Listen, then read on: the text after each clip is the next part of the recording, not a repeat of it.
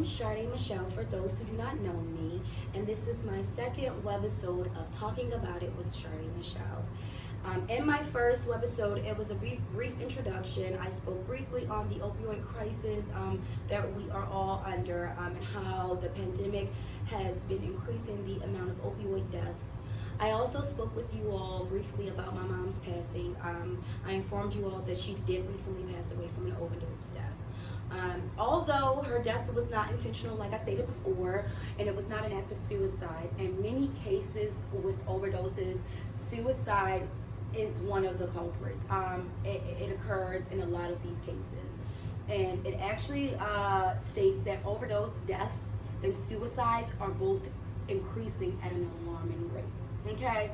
Researchers like to suggest that both the problems, overdose and suicide, which are commonly linked together, they both have a connection with pain. And the neural circuitry in our brains that is actually responsible for activating the neurotransmitters that link to pleasure and reward are also affected by pain. So when we think of someone with an opioid addiction, the same statement really applies. I recently read an article about the connection to overdose deaths and suicide. And I'll let you know what I got from it. I'll summarize it, and I'll also be sure to include the link in the description for you all if you want to reference it yourself.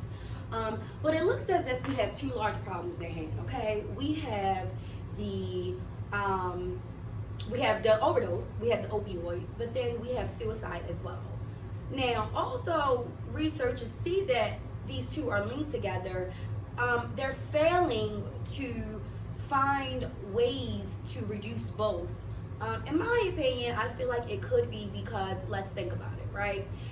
If they have to acknowledge that these prescribed medications are killing citizens at an alarming rate, then they have to backtrack on those medications and ultimately give out less prescriptions, which ultimately leads to less money in the health market. The health market is about their money, and we all know that. So until they really are ready to really do the work and look at how frequently overdose happens and how often suicide is the culprit of overdose, there won't be an efficient treatment plan or plan of action. Okay? Now, I wanted to talk to you all about something that is very important to me. And I want to, like I said, spread the knowledge that I am learning about certain things. I understand that those of us who have certain conditions where we have to take certain medications, I get it.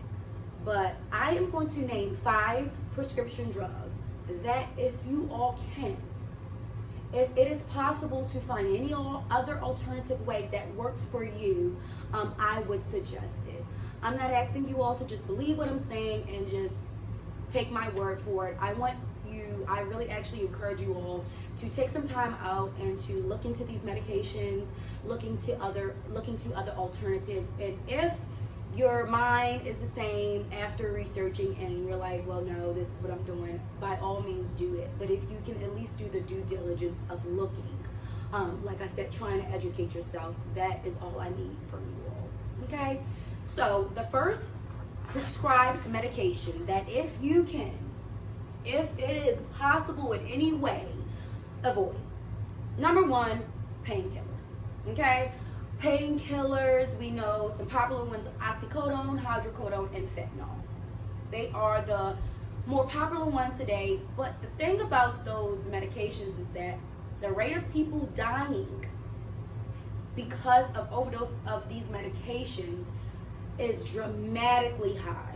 Okay? In 2017, and just 3 years ago, 17,000 Americans died of an overdose because of painkillers. Prescribed painkillers. These are prescriptions that they're getting from their doctor. That's a red flag. If that's not a red flag, I don't know what else is. Okay? Number 2, methadone. If you all don't know, methadone is usually given to those that are addicted to heroin. It's a means of weaning them off. In my opinion, it is the silliest thing ever because, okay, we're going to take heroin away, but we're going to give them methadone. That's like, okay, you have crack and coke. We know that crack is cheaper, but we know that they both ultimately are deadly and lead to the same outcome. So if you can avoid methadone, by all means, please do, because it also is an addictive drug. Number 3, benzodiazepines. Okay, benzodiazepines are a group of medications, tranquilizers. So they are commonly used to treat conditions such as anxiety and insomnia. Common types of these drugs are Xanax and Valium. They are 2 of the popular ones. Okay, now this is quite astounding to me. I really must say so myself. So it looks like we know, when I say we, I mean the United States, the health department, whoever, we know that these drugs have been an issue, right? We know that these drugs have been deadly since before. However, it is astounding to me how, although we have this information, right, there has been a 67% increase of prescribed medications between 1996 and 2013. What it sounds like to me is, okay, we know that we're giving these legal medications out, and we know that the people we are prescribing them to are dying from them. However, we're going to continue to write prescriptions, and you know what? We're going to write more of them.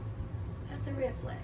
And on top of the 67% increase in the actual prescriptions, there was a 400%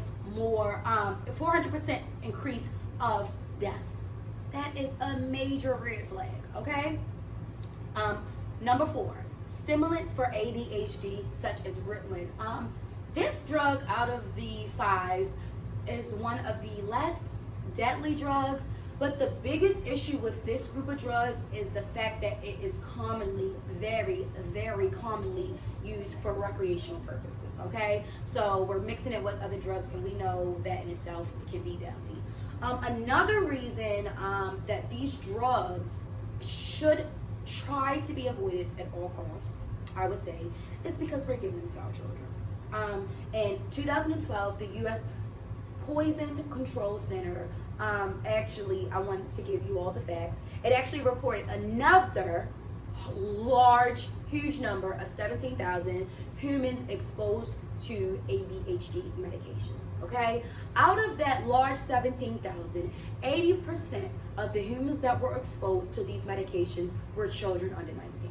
Okay, and 20% were the adults. Now, we know that there is a true connection with these stimulants and the rare, sudden, unexplained death of children and adolescents. So, if you can find any other alternatives for your kids, please try to look into it. I know I read about something called neurofeedback. It's a non-drug treatment for this type of condition. If you want to look into it, please do so. But I really, really would suggest looking into alternatives, especially for the babies. Last but not least, as far as this drug is concerned, this drug is, if you have the proper medical care, the overdose for this drug, it can be, fixed. We can reverse it. However, it does come with long-term side effects. So you should tread lightly and always look for alternatives, in my opinion. Last but not least, steroids, anabolic steroids. Now, we know, even though these medications are prescribed, they're rarely used for medical reasons. A popular group of those who use these medications include athletes, bodybuilders, those who need to keep their stamina up and have to stay fit, stay young, stay fast, whatever the case may be. A study also shows that males who are testing positive for steroids have 2 times the rate of getting cardiovascular disease than those males who test negative. On top of us already knowing the correlation between steroids and violence, right? It makes our men, I say our men because there are typically the group that's using it, but females as well. It makes, one of the side effects is anger, impulse, and just tripping, if I must say so. So we know that, which it also leads to increased rates of violent crimes, such as homicide, suicide, etc. So I'm not understanding. these 5 groups of medications that are prescribed by these doctors with these licenses, when you really think about it, are they really good for you? Like everything I just said, nothing about none of that, nothing about it was positive. Nothing about it, the side effects, were something to look forward to. It sounds like these are drugs that should not be given to people, and if you do give them to those, you have to really monitor your patients, and a lot of doctors aren't doing that, and that's how it always, mainly majority of the time, ends up in the patients using these substances the way that they were definitely not told, whether illegal or illicit. It's still, you're giving them the okay, and you're not educating them on the side effects. You're not monitoring them on their dosages, and it leads to overdose. So in my opinion, like I said, if you can please by all means find alternatives. When it comes to those 5 groups of drugs, it would make my heart super happy. I promise you it would. Okay, next, causes of substance abuse. We know substance abuse can be caused by a plethora of reasons. It can come from genetics, it can come from peer pressure, it can come from social skills or lack thereof, lack of support, brain injuries, like the list goes on, okay? And they are usually the causes of substance abuse. Why people began to use the drugs abusively, like in ways that they were not instructed to do, or directed, should I say. Now, substance abuse prevention. I know I spoke about this briefly, okay? I spoke about this briefly on my prior video. However, I did do more research, and I found that there is another effective way of preventing substance abuse.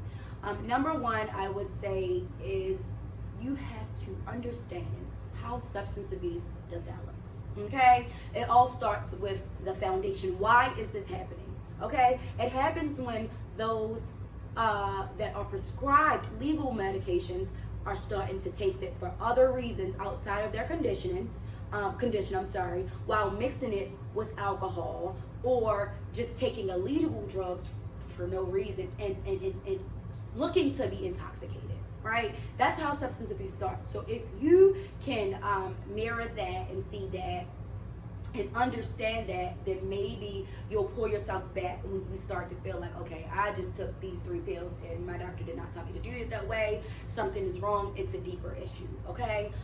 So that brings me to number 2. Seek out help for mental illness, okay? I know it's such a big stigma on it, and we don't want to say we have a mental illness because we don't want to look like we're crazy. But you're not helping yourself. If you have kids, you're not helping your kids. You're not helping your family.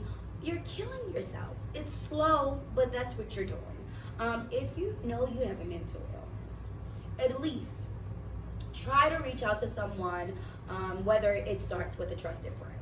Try to reach out to them. In my opinion, I do think everyone can benefit from a therapist. You might not think that you need one, but you'd be surprised when you get in there and lay it out on the line and be honest with yourself. You'll start unpacking things that you never knew were an issue for you. So that's number 2, seeking help for mental illness. Number 3, peer pressure. I spoke about this before. We don't need people around us that are not in the space that we desire to be, right? So I'm not hanging around with a crackhead. I'm sorry. Love you to death.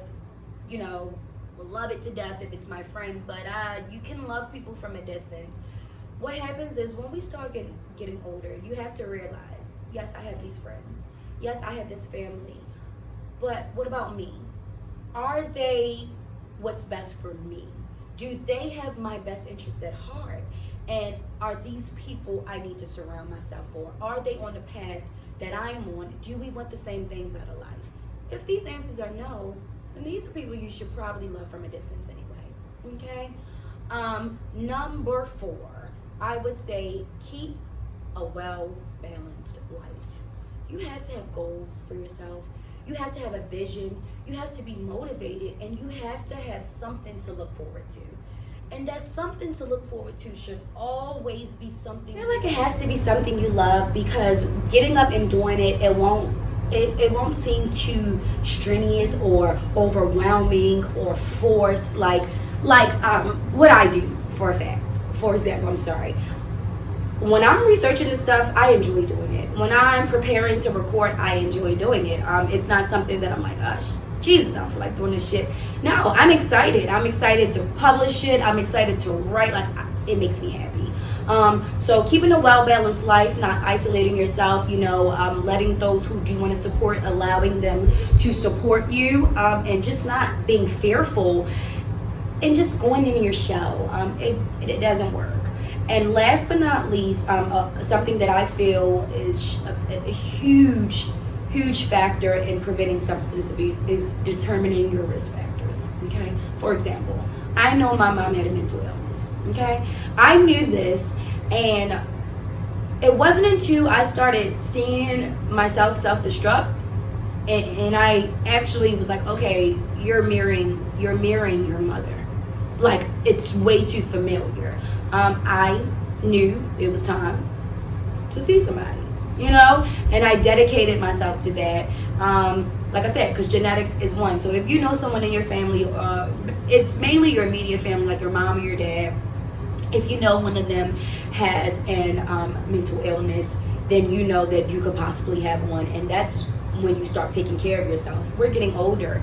It's not something you brush under the rug, because the fact about mental illness is, as you get older, the worse it gets without proper treatment and acknowledgement, and we don't want that. Okay, so yes, so these are all things that I would suggest us all do if we ever feel like we're getting to a point where we're abusing any type of substances, and we just really want to be better.